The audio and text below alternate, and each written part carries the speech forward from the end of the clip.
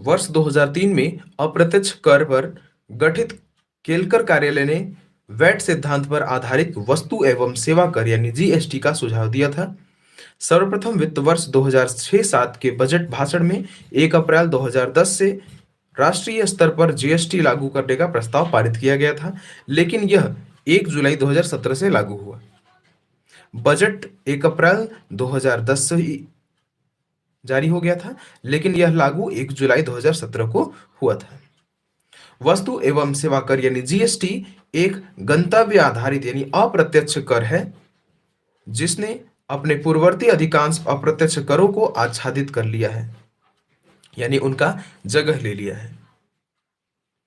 यह संपूर्ण भारत को एकीकृत साझा बाजार बनाने तथा स्वस्थ प्रतिस्पर्धा को बढ़ावा देने के साथ साथ उपभोक्ता एवं उत्पादकों के हितों के संरक्षण में भी सहायक है। जीएसटी विनिर्माता से लेकर उपभोक्ता तक वस्तुओं एवं सेवाओं की आपूर्ति कर एकल कर है। इसके तहत प्रत्येक चरण में केवल मूल्यवर्धन पर ही कर लगाया जाता है। केवल मूल्यवर्धन पर ही कर लगाया जाता है। भारतीय संघीय ढांचे के दृष्टिगत जीएसटी के दो घटक हैं, सीजीएसटी तथा एसजीएसटी। सीजीएसटी क्या है? यह केंद्रीय जीएसटी है यानी सेंट्रल जीएसटी, और एसजीएसटी यानी स्टेट जीएसटी। केंद्र और राज्य दोनों एक साथ मूल्य श्रृंखला पर वस्तु एवं सेवा कर लगाते हैं। केंद्र सीजीएसटी लगाएगा और कर संग्रह करेगा, जबकि राज्य अपने राज्य के भीतर सभी कारोबार पर एसजीएसटी लगाने का और उसका संग्रहण करते हैं। वस्तुओं एवं सेवाओं के अंतर्राज्यीय व्यापार पर अनुच्छेद 269(1) के तहत एकीकृत वस्तु एवं सेवा कर आईजीएसटी लगाया जाता है। एकीकृत वस्तु एवं सेवा कर यानी आईजीएसटी, सीजीएसटी एवं एसजीएसटी के योग के लगभग बराबर होता है। आईजीएसटी को केंद्र सरकार लगाती है एवं संग्रहित करती है तथा इसे केंद्र एवं राज्यों के मध्य वितरित किया जाता है। केंद्रों एवं राज्यों के मध्य वितरित किया जाता है। मौजूदा स्वरूप में जीएसटी के तहत सभी वस्तुओं एवं सेवाओं को 5 समूह में वर्गीकृत किया गया है। अति आवश्यकता की वस्तुओं जैसे दूध, अंडा, दही, खुले खाद्यान्न, स्वास्थ्य सेवाएं, शिक्षा सेवाएं आदि को कर से छूट प्रदान की गई है।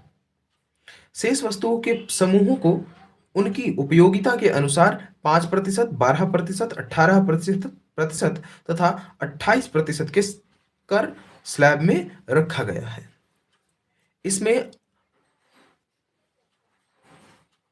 इसमें अलग से जीएसटी के तहत मोटे कीमती और अर्ध कीमती पत्थरों पर 0.25% की एक विशेष दर तथा सोने पर 3% की दर निश्चित की गई है।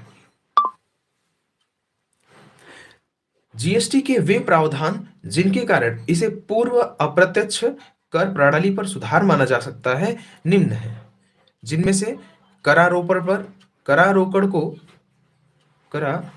को श्रृंखलाबद्ध करना, न्यूनतम मानवीय हस्तक्षेप करना, आर्थिक न्याय के अनुरूप रहना और सहकारी संघवाद का पोषण, अधिक सरल, तीव्र एवं दक्ष।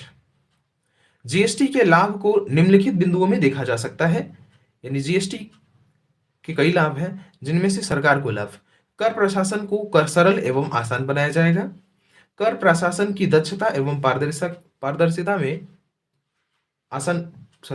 पारदर्शिता में वृद्धि होगी।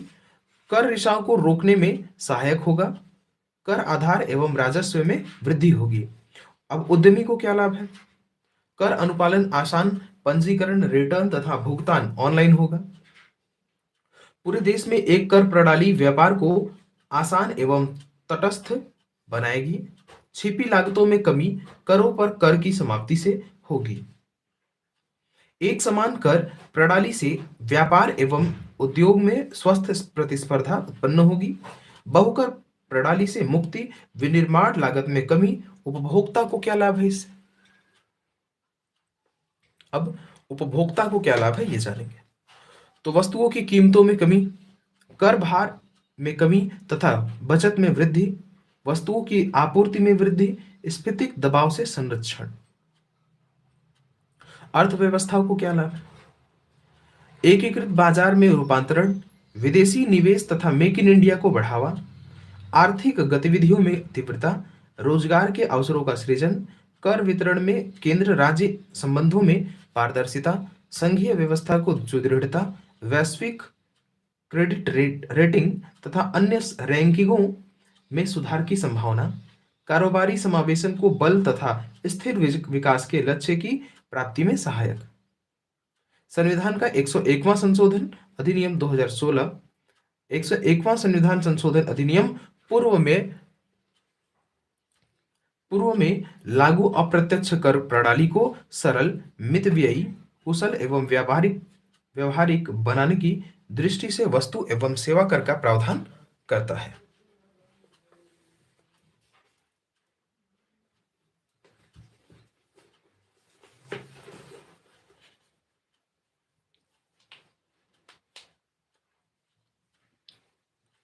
आठ सितंबर 2016 को संविधान 122वां संशोधन विधेयक 2014 राष्ट्रपति के हस्ताक्षरोपरांत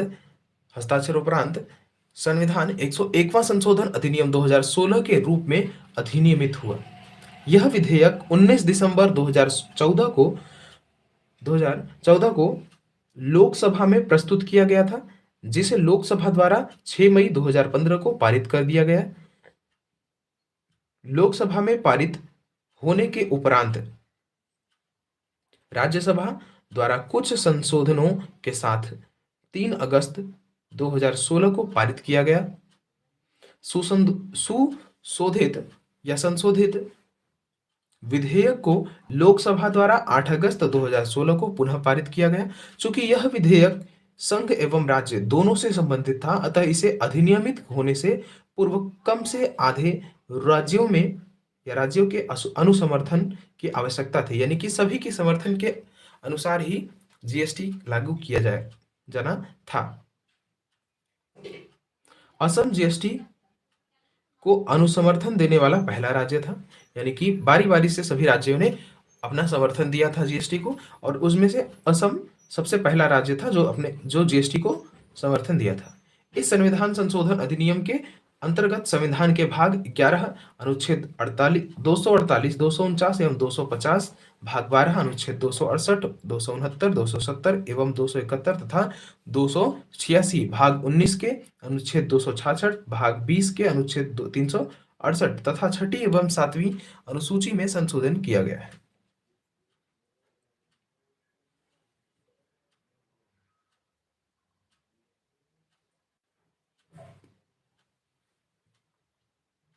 इस संशोधन के तहत संविधान में 3 नए अनुच्छेद 246 ए, 269 ए तथा 279 ए जोड़े गए, जबकि अनुच्छेद 268 ए को समाप्त कर दिया गया। यह अधिनियम 1 जुलाई 2017 से प्रभावी हो गया। जीएसटी में शामिल कर, केंद्रीय कर, केंद्रीय उत्पाद शुल्क, अतिरिक्त उत्पाद शुल्क, सेवा कर, अतिरिक्त सीमा शुल्क या काउंटर वेलिंग ड्यूटी, विशेष अतिरिक्त सीमा शुल्क, अधिभार एवं उपकर, राज्य कर, राज्य मूल्य संवर्धन कर, बिक्री कर, मनोरंजन कर, स्थायी निकायों द्वारा लागू करों को छोड़कर, केंद्रीय बिक्री कर, केंद्र द्वारा आरोपित एवं राज्यों द्वारा सुग्रहित, चुंगी और प्रवेश कर, क्रय कर, विलासिता कर, लॉटरी, सट्टा एवं जुए पर कर।